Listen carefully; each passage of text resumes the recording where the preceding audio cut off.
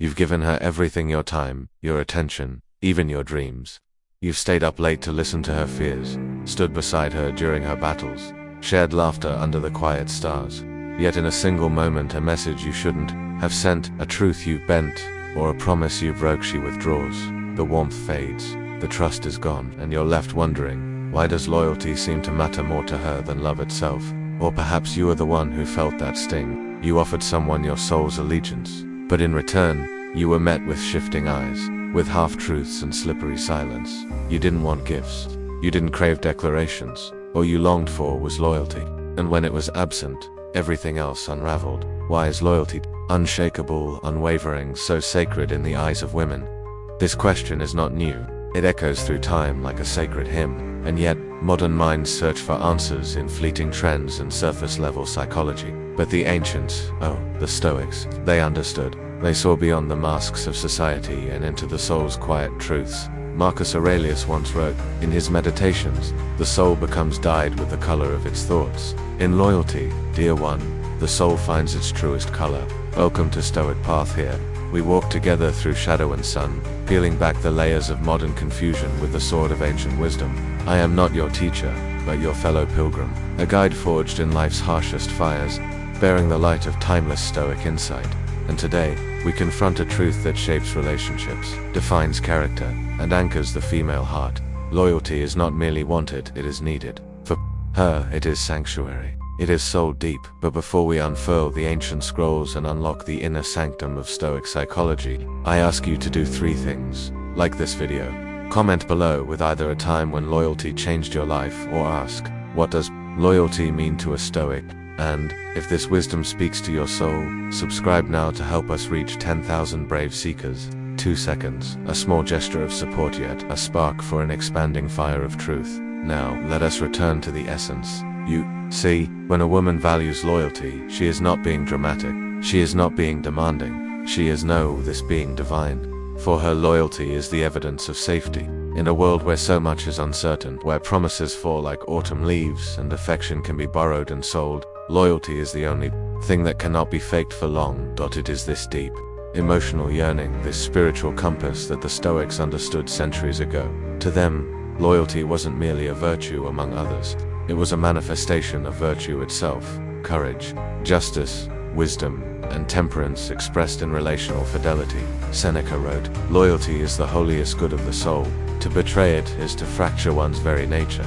So why, you ask, does she treasure it above all? Because at the core of the feminine psyche lies a sacred architecture, an innate need for emotional safety, and loyalty is the very scaffolding of that sanctuary. Without it, she cannot rest, she cannot trust, she cannot bloom. In this journey, we shall not only answer this question, we shall awaken to the very principles that restore broken trust, refine our inner character, and rebuild not only our relationships, but our souls. Together, we shall uncover the 4 pillars of Stoic loyalty that reveal the timeless psychology behind this sacred value. Foundational Lesson 1, the vow of integrity.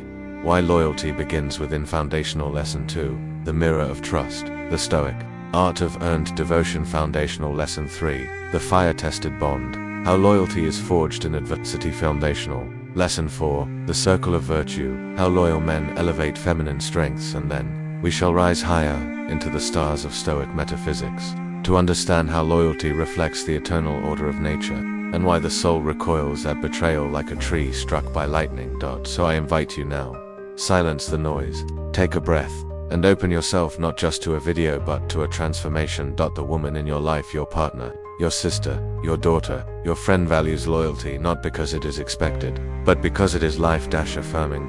Before you can understand why a woman treasures loyalty above silver and silk, above compliments and candlelight, you must confront a truth the Stoics held sacred. No man can be loyal to another if he is disloyal to himself. Let us begin here, not with her, but with you, with the soil of your soul.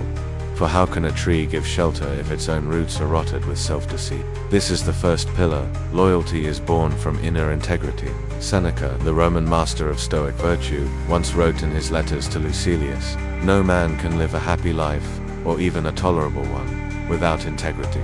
And a man who is not true to his own values is never true to another." To the Stoics, loyalty was never just about faithfulness in the eyes of others. It was about fidelity to one's inner logos, the divine spark of reason and virtue. It meant living without contradiction, without self-betrayal. Let me ask you, gently but firmly, have you ever promised yourself you'd walk away from something harmful only to return? Have you told yourself you would not lie again, not rage again, not hide again only to do so when it was convenient? Have you ever silenced the voice of your conscience for the sake of comfort, or applause, or fleeting pleasure? That is the first infidelity. And from that fracture, all other betrayals grow. You see, a woman senses often without words when a man is not whole within. She may not read Epictetus, she may never cite Aurelius, but her soul knows when a man is speaking from alignment, or from illusion. She feels when a man's promises are not born from his soul but from his lips. In a world bursting with noise, with men who say what they do not mean and do what they do not say, loyalty becomes more than a desire, it becomes a need for survival. And here is the paradox. The eternal paradox the Stoics understood. You cannot become loyal for her, you must become loyal for you, and then she will trust you. What does this mean, in practice? It means this: your word must become law within your own life. Marcus Aurelius, that philosopher emperor whose writings still burn like a quiet lantern in the dark halls of our hearts, said, "If it is not right, do not do it. If it is not true, do not say it. Let that become your creed.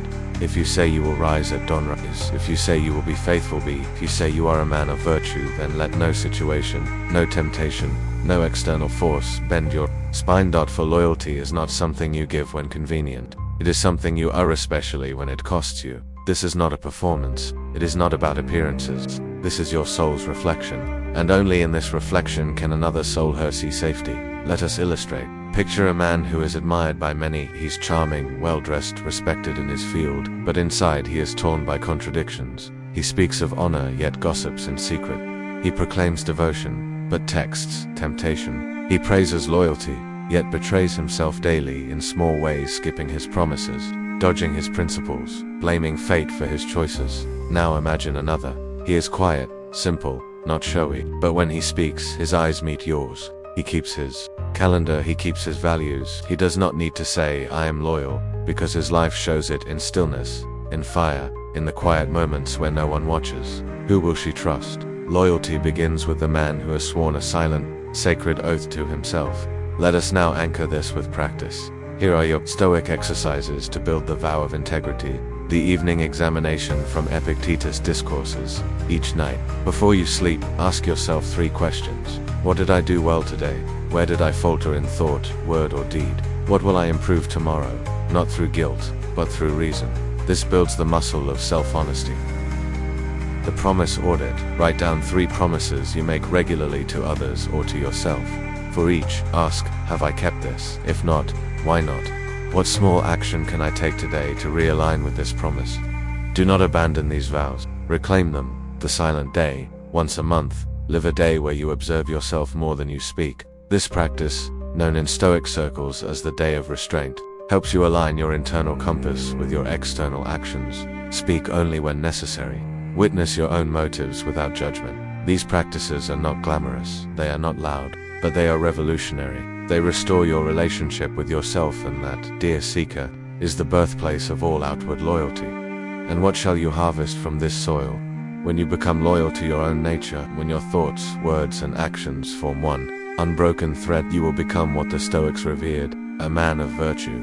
From that state, a woman will feel your presence not as a performance, but as protection. She will rest not just beside you, but within the field of your integrity. Will trust, she will open, she will love deeply, fully, without armor.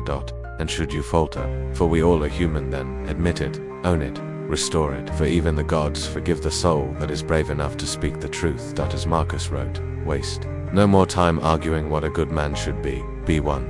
Let this be your vow. The fire crackles not before us, but within. In the flickering light of reflection, let us now enter the second chamber of understanding. Truth as deep as any ocean, and as fragile as the first frost. Loyalty is not demanded, it is earned, and it is earned through trust. When a woman gives her loyalty, she is not giving you her presence alone, she is offering you something sacred. Her inner world, her fears, her dreams, her truth, and she does so only when she feels safe. Trust is the bridge. Loyalty is the crossing, but hear this clearly, and let it echo within. Trust is not built by chance, nor kept by charm. It is constructed, stone by stone, through action aligned with virtue. It is carved with consistency, upheld by patience, and sealed with honor. The Stoics, those quiet warriors of the soul, taught that trust is not something you request. It is something that emanates from a disciplined life. Let us turn to Epictetus, the enslaved philosopher who walked in chains and yet taught kings. Don't explain your philosophy, embody it. If a man must convince a woman to trust him, he has already lost her heart. For trust is not spoken, it is felt. It is the whisper in her body that says, "Here I am safe," not because the world is safe, but because you are anchored, unshaken by chaos. Consider this. She watches not just your eyes, but your inconsistencies. She listens to how you speak about others because one day, you may speak of her the same. It observes how you handle anger because one day, that flame may point in her direction. She feels how you respond when no one is watching because that, she knows, is who you truly are. And so the question arises not, how do I gain her loyalty, but rather, am I a man she can trust without needing to be told so? Let us draw a parable. There was once a craftsman in the city of Corinth, renowned for building the strongest ships in the empire. Many sought his work, but few knew the secret of his art. A young apprentice once asked, "Master, how do you make a ship that survives?" "Every storm," the old man replied. "I build it as if my own child will sail in it. I test every plank. I speak no boast. I let the ship prove itself, voyage after voyage." Such is the way of trust. It is not marketed, it is manifested. A woman watches to see, will this man betray small things and expect to be trusted with great ones? Does he flirt with dishonesty in shadow while preaching honor in daylight? She sees all. For the feminine, nature is deeply intuitive. It is not governed by facts alone, but by feeling, by a radar that detects emotional congruence. You may deceive her logic, perhaps, but never her soul. Thus the Stoic path is not to charm your way into trust. It is to become trustworthy by nature. Marcus Aurelius wrote, "It never ceases to amaze me. We all love ourselves more than other people, but care more about their opinion than our own." Let me challenge you, as your guide. Begin to value your own opinion of yourself more than her validation. Ask yourself not, does she trust me, but am I truly trustworthy, even when unseen? For a man who embodies trust becomes magnetic. His presence alone soothes the anxious feminine. She need not ask where he was, because his pattern is known. His integrity is proven. His gaze holds no shadows. Now, let us make this sacredly practical. Here are the Stoic disciplines for becoming a mirror of trust. The consistency ritual. Choose one small habit: waking early, meditating, calling your loved one at a set time. Keep it no matter what. This habit is not about the act, but about self-consistency. It trains your nervous system in reliability. The promise reflection. Each week, review every promise made and implied. Did you say, "I'll call you back, I'll be there, I'll change"? Score yourself, not with guilt, but with precision. The Stoics were not sentimental, they were accurate. Did I honor my word? Is a holy question. The invisible integrity test. Once a day, do something purely virtuous that no one will see. Give anonymously. Clean something and tell no one. Speak truth when it costs you. This builds a core that glows silently, a radiance that she feels, even when unspoken. The eye contact meditation once a week. Look into your own eyes in a mirror for 3 minutes. No words, just presence. Ask, without judgment, am I proud of the man she sees? You cannot lie to your own gaze. This practice builds alignment, which breeds trust. And what blossoms from this, dear seeker? When you live in your outer words match your inner structure, you become safe. Not soft, not predictable, but safe in the way a tree is safe. Rooted, real, and enduring. This kind of man makes a woman exhale. She lowers her shields, she shares her essence, and her loyalty becomes as fierce as a lioness defending her young. But should you breach that trust, know this. It may take months, years, 1,000 promises, and still, she may never return. Because her soul remembers not the apology, but the crack in the mirror. And so the Stoic does not play such games. He builds himself like the Corinthian ship tested, proven, seaworthy through storms. His devotion is not begged, for it is invited. Through his way of being. As Seneca reminds us, the greatest remedy for anger is delay, and I add, the greatest foundation for loyalty is integrity sustained over time. So do not chase her trust, become it. Do not ask for her loyalty, evoke it. The mirror is yours, clean it daily. We have spoken of loyalty as an inner vow, born in the temple of integrity. We have walked the quiet bridge of trust, built plank by plank through visible and invisible acts. But now, we descend into the furnace. Because it is here, dear adversity, that true loyalty is tested and revealed. Lesson 3 is this: loyalty, like gold, must be purified by fire. It is easy to promise fidelity when the sun shines. It is easy to speak of devotion when your needs are met, when love feels light, when life is flowing like spring rivers. But when the storms come, when you lose your job, when her mood darkens into winter, when grief visits your home like an unwelcome guest, that is when you will see, is your loyalty real or merely ritual? The Stoics taught that virtue is not proven by words, but by trial. Epictetus was direct, almost harsh, when he wrote, "So when the crisis comes, remember, nature gave you the tools to endure. Will you rise to the challenge, or betray your principles for comfort?" And so it is with loyalty. The measure of a man's loyalty to a woman is not in what he says when things are easy. It is in how he acts when everything seems to fall apart. Now let us speak plainly, as sages must. For I see your heart, and I know your wounds. Perhaps you have been loyal, and yet she turned cold. Perhaps you stood through her storms, and she walked away. Does this mean loyalty is a fool's game? No, because loyalty is not a contract with results. It is a contract with your character. The Stoics never guaranteed outcomes. They only guaranteed this: if you live by virtue, your soul will remain unbroken even if your heart bleeds. Let us draw wisdom from the life of Marcus Aurelius.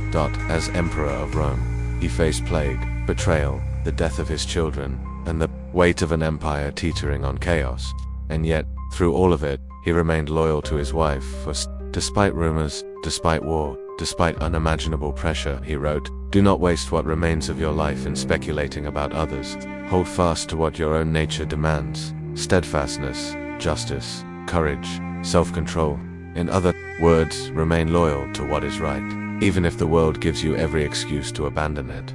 Let me now share a modern parable with you. A woman falls ill, not visibly, no scars, no casts, but emotionally, she grows distant, withdrawn. The man, confused, tempted by easier affection elsewhere, feels justified to turn cold. She no longer gives. He says, "Why should I?" But the Stoic asks, instead, "Who am I in this moment? Am I governed by reciprocity, or by my principles?" And so he stays. He listens, he steadies. He does not abandon her during her winter, and slowly she returns, not just to him, but deeper. For now she knows his love was not dependent on convenience. It was tested untrue. This, my friend, is the sacred paradox of adversity. It either destroys weak loyalty or forges a bond unbreakable. If you are in a relationship now, or seeking one, know this: adversity will come. Your values will be tested, your patience will be tested, and your loyalty, both hers and yours, will be placed in the fire. The Stoic does not fear this. He welcomes it, because he knows without the test, there is no proof. And without proof, there is no trustworthy connection. Let us now translate this sacred flame into practice. Here are your Stoic disciplines for forging fire or tested. Loyalty.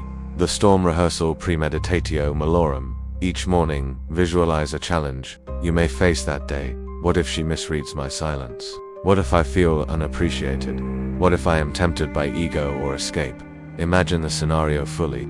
Then ask, how will a Stoic respond, not to be liked, but to be virtuous? This trains the mind to stand firm when emotion clouds. Judgment. The adversity journal. When hardship strikes, minor or major, write this. What happened? What did I feel? What did I choose? Did I act from virtue or reaction? What would a better man have done? This journaling, used by Aurelius himself, builds self-awareness under fire.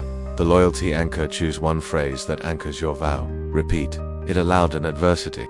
For example, I am loyal to my principles, not my moods. Her chaos will not shake my calm. I will be steady, even if the world is not. Speak it when tempted to flee, lash out, or withdraw. The silent service practice. In a moment of hardship, serve without words. Do something kind for her without expectation. Protect her when she's unaware. Show presence when she pushes you away. This silent virtue shapes you into the man she cannot forget, even if she never thanks you. And what blooms from this fire-tested soil? A loyalty that endures. A relationship not built on fleeting emotions, but on the sacred bond of shared trials. She may not always say it, she may not even see it immediately, but a woman remembers forever the man who stood by her side when she had nothing to offer but silence and storms. And even if she is no longer beside you, The Stoic's heart knows. He did not abandon. He did not shrink.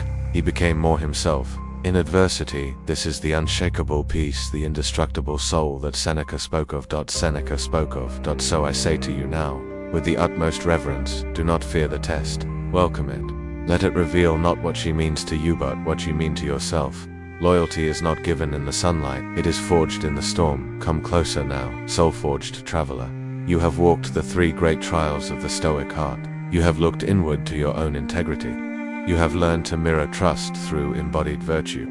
You have stood in the fire, faithful in adversity. Now we ascend. For the highest form of loyalty is not simply to stay. It is to elevate, to inspire, to awaken, to call forth greatness in those you love, simply by being a man of unwavering virtue. And this, my friend, is the 4th and final lesson.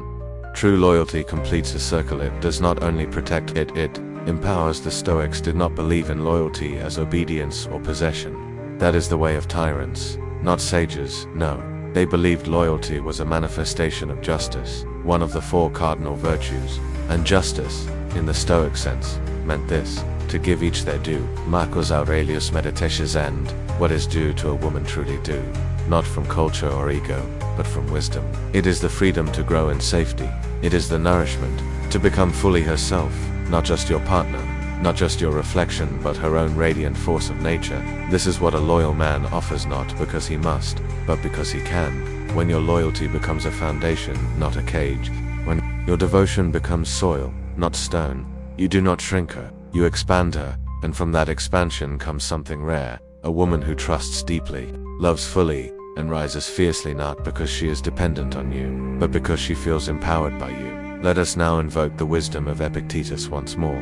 No man is free who is not master of himself. And I add, no man can free another who is a slave to his insecurity. Insecure men seek loyalty as control. Virtuous men offer loyalty as freedom. You can always tell which he is by one trait. Does his presence make her smaller or more luminous? Let me paint you a story. This one is ancient, and yet eternal. A Stoic general returning from war finds his wife distraught. She has made a mistake, one that could shame the family name. His friends counsel rage, control, punishment, but the general listens quietly, not weakly but wisely. He does not dismiss her error. He does not deny the consequence. But he says, "You are not the sum of this moment.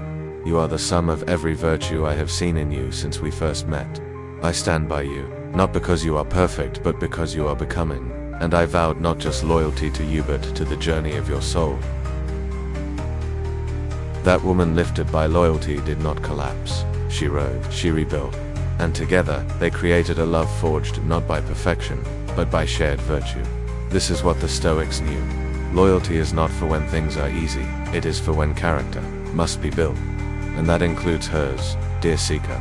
A woman, when truly loved with loyalty, becomes dangerous to the world's mediocrity, not because she is caged, but because she is unleashed, not because she is owned, but because she is seen. This is why loyalty matters to women, not for status, not for comfort, but because it gives them the sacred space to become anew, as her partner, lover, or guide. Become not her master, but her mirror. You reflect her rising, even when she doubts it. You hold her vision, even when she forgets it. You become, in Stoic terms, a logos bearer, bringer of order, clarity, and truth. Let us now root this principle into daily action. Here are your final Stoic disciplines.